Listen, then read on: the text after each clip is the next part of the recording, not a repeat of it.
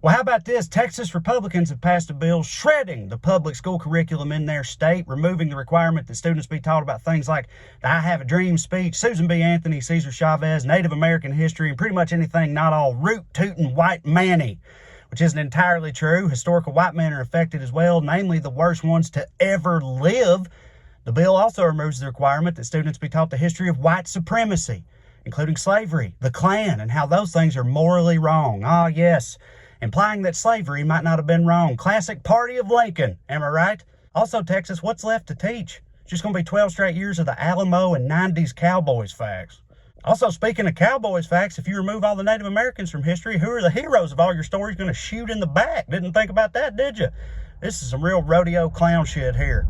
Clearly a continuation of their ongoing war against the boogeyman of critical race theory. They can't have little white kids learning anything that might make them feel fundamentally racist or whatever. All right, here's the deal. I grew up white in the South. I learned about the Klan, and whether it was from history class, my godless daddy, or John Grisham, either way, somehow I was aware that the Klan sucked out loud and dressed dumb as fuck while doing it, okay?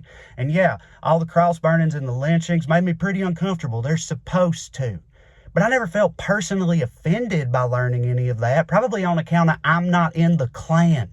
Why would I be offended by that? And some people might say, well, maybe you had ancestors that were in the Klan. Well, then fuck my great-great-grandpapa if he was. Like, if that guy could find out how I would one day turn out, he might stop flogging his mule long enough to call me a queer, okay? To hell with their legacy. If you are offended to hear that the actions of the Klan were wrong, that kind of implies that you think they were right. How else do you explain it? These things should be taught in history classes because they happened. They really actually did happen, and they mattered. And those should be the only criteria for what is taught in history class. It's like these people are just admitting, we believe that our children are so fragile that the truth might be damaging to them, and so we must ignore it and cherry pick a different reality designed for their convenience, which actually completely makes sense when you consider how these people lead their own lives and then call us soft. Kiss my ass, man.